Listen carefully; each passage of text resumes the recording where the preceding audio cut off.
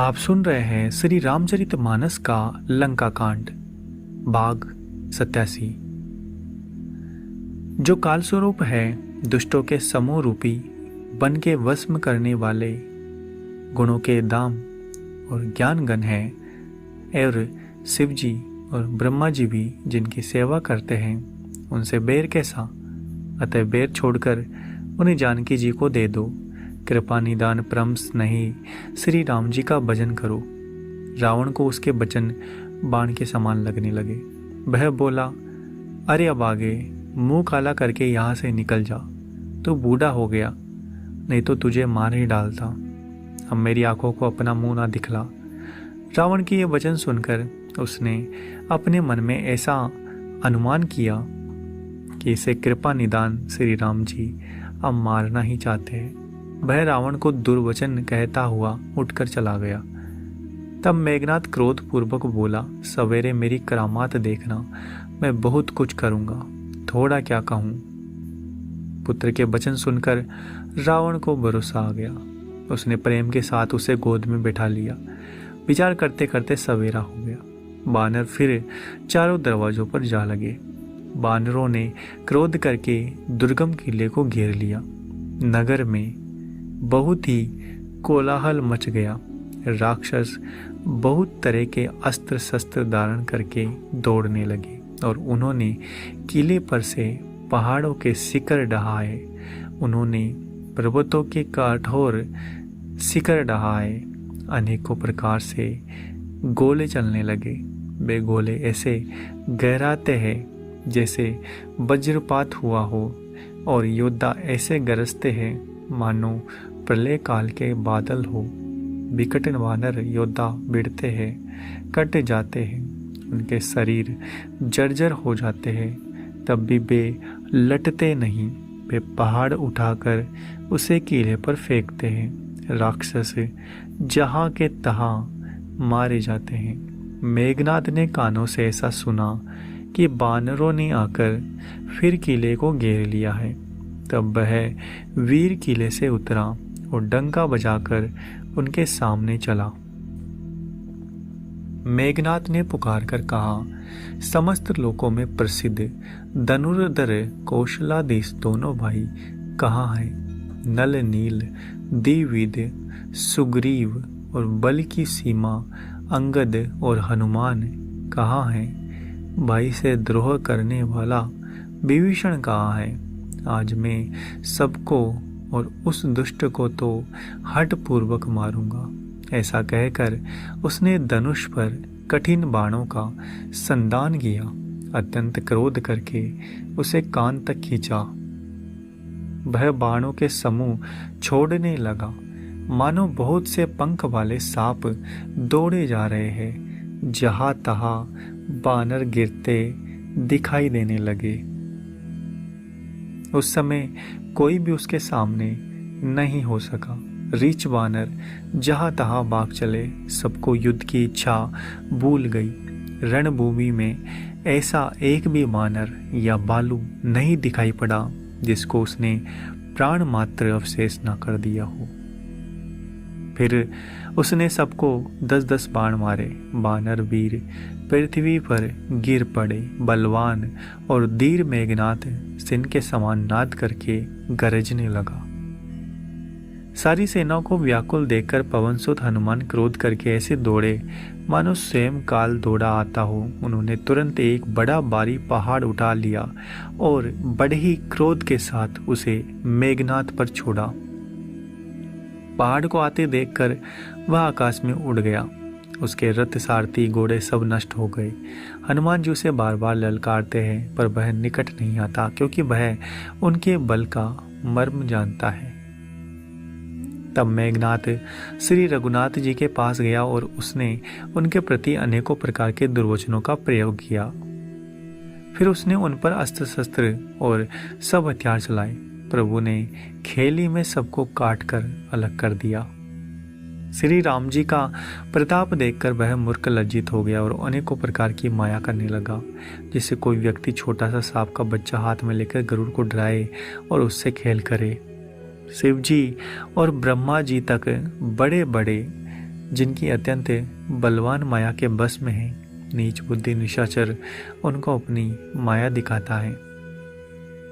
आकाश में ऊंचे चढ़कर वह बहुत से अंगारे बरसाने लगा।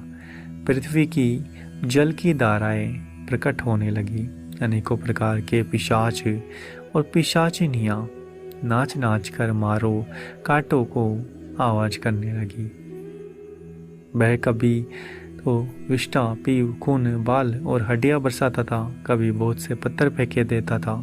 फिर उसने धूल बरसाकर ऐसा अंधेरा कर दिया कि अपना ही पसारा हुआ हाथ नहीं सूझता था। माया देखकर बानर अकुला उठे। वे सोचने लगे कि इस हिसाब से तो सबका मरण आ बना। यह कौतुक देखकर श्री राम जी मुस्कुराने लगे। उन्होंने जान लिया कि सब बानर डर गए हैं। तब श्री राम जी ने एक ही बाण से सारी माया काट डाली। जैसे सूर्य अंधकार के सम्मुख को हर लेता है, तदंतर उन्होंने कृपा बड़ी दृष्टि से बानर बालों की ओर देखा, जिससे वे ऐसे प्रबल हो गए कि रण में रोकने पर भी नहीं रुकते। श्री राम जी से आज्ञा मांगकर अंगद और बानरों के साथ हाथों में धनुष बाण लिए हुए श्री लक्ष्मण जी क्रुद्ध होकर चले। उनके लाल नेत्र है, चौड़ी छाती और विशाल भुजाएं हैं। हिमाचल पर्वत के समान उज्जवल शरीर, कुछ ललाए लिए हुए है। इधर रावण ने बड़े बड़े योद्धा भेजे, जो अनेकों अस्त्र शस्त्र लेकर दौड़े। पर्वत, नख, वृक्ष रूपी हथियार धारण किए हुए बानर श्री रामचंद्र जी की जय पुकार कर दौड़े। बानर और राक्षस सब जोड़ी से जोड़ी भिड़ गए। इधर और उधर दोनों ओर जय की इच्छा कम न थी। बानर उनको घूसों और लातों से मारते हैं, दांतों से काटते हैं। विजयशील बानर उन्हें मारकर फिर डांटते भी है, मारो मारो, पकड़ो पकड़ो, पकड़कर मार दो, सिर तोड़ दो और भुजाएं पकड़कर उखाड़ लो। नवोखंडों में ऐसी आवाजें बढ़ रही है। प्रचंड रुंड जहां तहां दौड़ रहे हैं। आकाश में देवतागण यह कौतुक देख रहे हैं। उन्हें कभी खेद होता है, कभी आनंद। खून गड्ढों में भर भर कर जम गया है।